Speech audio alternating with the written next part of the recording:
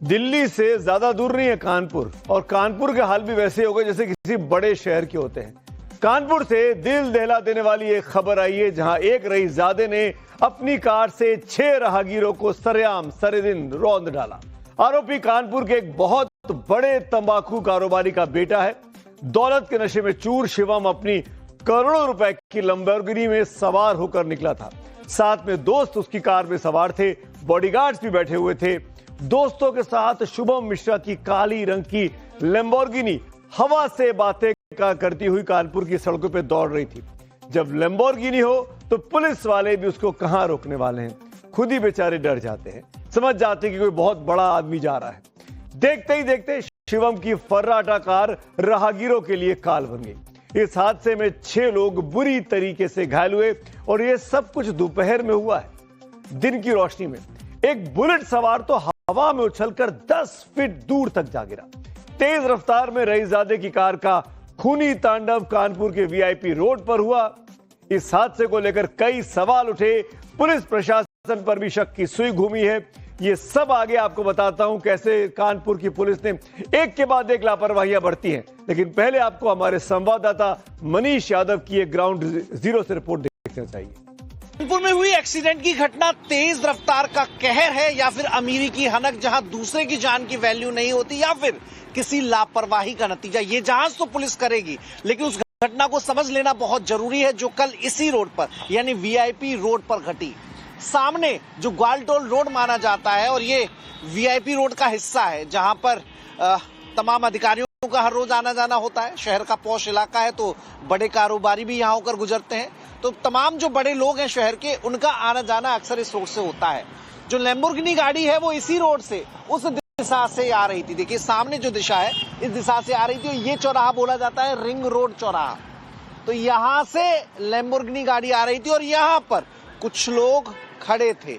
यहां बुलेट खड़ी थी और कुछ लोग खड़े थे। गाड़ी सवार शिवम मिश्रा, जो कि अब पुलिस की जांच से भी साफ हो गया है कि शिवम मिश्रा गाड़ी को चला रहा था, जो कि कारोबारी ए के मिश्रा का बेटा था। वो उस साइड से आया और गाड़ी यहां आकर सीधे बुलेट पर चढ़ा दी। हादसे के बाद गुस्साए लोगों ने कार को घेर लिया। भीड़ को देखकर कारोबारी का बेटा कार के अंदर ही दुबक कर छुप गया, लेकिन उसके बाउंसरों ने लोगों को धमकाना शुरू कर दिया।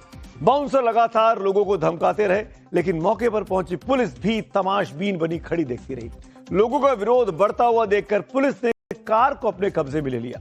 इसके बाद मामला थाने पहुंच गया, और गनीमत ये देखिए कि इस बीच में जो बाउंसर्स थे वो इस लड़के को कार की सीट से निकालकर अपने साथ लेके चले गए। एक्सीडेंट करने के बाद आरोपी की लैम्बोर्गिनी से लोगों को कुचलने वाले आरोपी शिवम को थाने में वीआईपी ट्रीटमेंट दिया गया। पीड़ितों के साथ पुलिस की मौजूदगी में शिवम के सुरक्षा कर्मियों ने यानी बॉडीगार्ड्स ने पीड़ितों के साथ बदसलूकी तक की। लेकिन सवाल है कि पीड़ितों के खिलाफ शिवम के बॉडीगार्ड्स की गुंडागर्दी पर कानपुर की पुलिस चुप क्यों रही? उसको किस बात का डर था? आखिर पुलिस शिवम को क्या बचा रही थी और क्यों बचा रही थी? क्या पुलिस ऊपर से किसी दबाव के चलते इस केस को ढीला छोड़ना चाहती थी, या फिर मामला कुछ और ही है? जो भी हो, पूरे मामले की जांच होनी चाहिए, पीड़ितों को न्याय मिलना ही चाहिए। लगातार टाइम्स नाउ नवभारत इस बात को दोहरा रहा है। ये लोग जो इनके बाउंसर है, ये हम लोगों से लड़ने लगे, तो वहाँ हम लोग से इनकी भैंसा वैसी हो गई। और वो लोग कहते नहीं, उनके साहब पे अटैक पड़ा था। कोई सज्जन थे, जब गाड़ी भिड़ी है तो उतारे गए हैं, तो उनके मुंह से हमें लग रहा है कि एक्सीडेंट में स्टीयरिंग उनके मुंह में लगी है, तो उसकी वजह से उनके खून निकल रहा था। तो उनको वो लोग कहाँ लेके गए हमें जानकारी नहीं। रस्सिल में हम खड़े हुए थे, अपने मित्र का इंतजार कर रहे थे। हमारे दोस्त को थोड़ा सा वक्त हो गया आने में, उतने में ये कार आ रही थी, एक्सीडेंट हो गया। पहले बिलर पे टक्कर पड़ी, उसके बाद फिर मेरे टक्कर पड़ी है। गाड़ी की स्पीड थी, अगर ना हटते तो शायद ना बचते। ये तौफीक की आपने बात सुनी ना, ये गाड़ी चला रहा था बुलेट, और जो 10 फीट ऊपर तक उड़ गया था। पीड़ितों को न्याय चाहिए, लेकिन कानपुर पुलिस की अब तक की कार्रवाई देखकर लगता नहीं कि पीड़ितों को न्याय के लिए आसानी से कुछ काम हो पाएगा। उनको काफी कठिन जंग लड़नी पड़ेगी। कानपुर पुलिस ने पहले एफआईआर लिखी, लेकिन शिवम का नाम उस एफआईआर में नहीं था, जबकि शिवम को गाड़ी चलाते वहां मौजूद दर्जनों लोगों ने देखा। दबाव पड़ा, दिन भर मीडिया ने खबर दिखाई, तो फिर शिवम का नाम एफआईआर में कानपुर पुलिस ने बाद में जोड़ा है। नवभारत के कैमरे पर शिवम की एक्सक्लूसिव तस्वीरें कैद हुई हैं। उसके घर के बाहर पुलिस इंतजार में खड़ी है। आप देखिए इन तस्वीरों में पुलिस नीचे खड़ी है, शिवम से पूछताछ करना चाहती है। शिवम घर के छत पर खड़ा तमाशा देख रहा है, हमारे कैमरे में कैद हुआ है। अपनी छत पर वो टहल रहा था। अब तक पुलिस ना उसे गिरफ्तार कर पाई है और ना ही उसका मेडिकल टेस्ट करा पाई है। साफ समझ में आ रहा है कि मेडिकल से बचने के लिए बॉडीगार्ड्स ने शिवम को वहां से निकाला, उठा के घर पहुंचा दिया।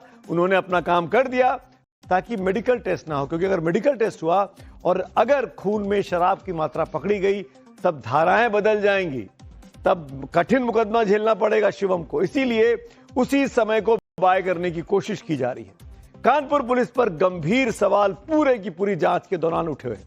सोची समझी रणनीति के तहत शिवम का मेडिकल नहीं कराया गया, आरोपी बार बार कह रहे हैं।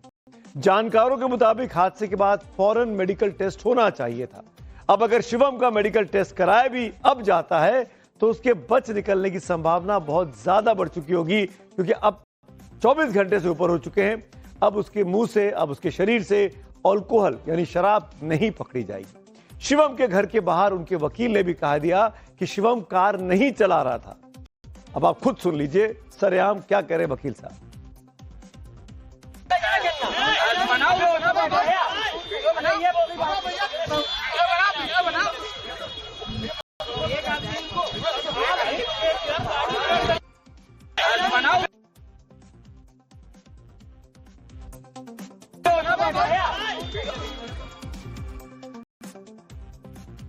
जिस तरीके से शिवम के बॉडीगार्ड उसकी गाड़ी से बाहर निकाल रहे, साफ समझ में आ रहा है कि वो इस हालत में नहीं है कि चल सके। अब वो नशे की वजह से है, चोट की वजह से। ये तो मेडिकल होता तभी पता लगता, मेडिकल तो कराया ही नहीं गया। अब आपको शिवम के बारे में बता दूं कि आखिरकार ये है कौन शख्स। शिवम मिश्रा बंशीधर टोबैको ग्रुप के मालिक के मिश्रा का बेटा है। के मिश्रा अपने इलाके में मुन्ना बाबू के नाम से भी जाने जाते हैं। शिवम मिश्रा लग्जरी कारों का शौकीन है। उसके पास कई महंगी गाड़ियों का काफिला है। इन तस्वीरों में देखिएगा, ये सब गूगल पे बड़ी आसानी से तस्वीरें उपलब्ध। रोल्स रॉयस समेत कई लग्जरी गाड़ियां हैं। जिस लैम्बोर्गिनी से हादसा हुआ उस कार की कीमत करीब 10 करोड़ रुपए बताई जा रही है। शिवम की हर कार का जो करेक्शन है उसमें कॉमन नंबर दिखाई देता है 4018 4018। कुछ ना कुछ मिस्ट्री है, कुछ ना कुछ टोटका है। आप तीनों गाड़ियां देखिए जो तस्वीरों में दिखती हैं, सबका नंबर आखिर में 4018। हर कार के आखिर की 4 डिजिट 4018 क्यों होते हैं? इस नंबर की कीमत ही लाखों में है। 4018 को अगर आप जोड़ते तो 13 का आंकड़ा निकल कर आता है और 13 को अमूमन अशुभ नंबर माना गया है। पर कम से कम इनकी प्रगति को देख के तो लगता नहीं कि 13 इनके लिए अशुभ होगा। जितनी बड़ी बड़ी कारें और जो महंगा शौक ये रखते हैं, जिस कार से आप और हम घूमते हैं उतने में तो उसकी कार का नंबर ही आता है। इतना महंगा नंबर खरीदा जाता होगा। 2 साल पहले कारोबारी के मिश्रा की कंपनी पर छापा भी पड़ चुका है। छापे में 100 करोड़ से ज्यादा कीमत की सिर्फ कारें मिली थी, जिसमें Rolls Royce Phantom, Lamborghini, Ferrari, McLaren जैसी महंगी कारें थी और ये सब कानपुर में थी। छापेमारी में 100 करोड़ से ज्यादा की टैक्स चोरी का खुलासा हुआ था। इसके अलावा शिवम ने अपने बेटे, शिवम का भी एक छोटा बेटा है, अपने बेटे के बर्थडे सेलिब्रेशन में करोड़ों रुपए खर्च किए थे। पार्टी में बॉलीवुड के बड़े बड़े नेताओं, अभिनेताओं को बुलाया गया था पार्टी में हिस्सा लेने के लिए।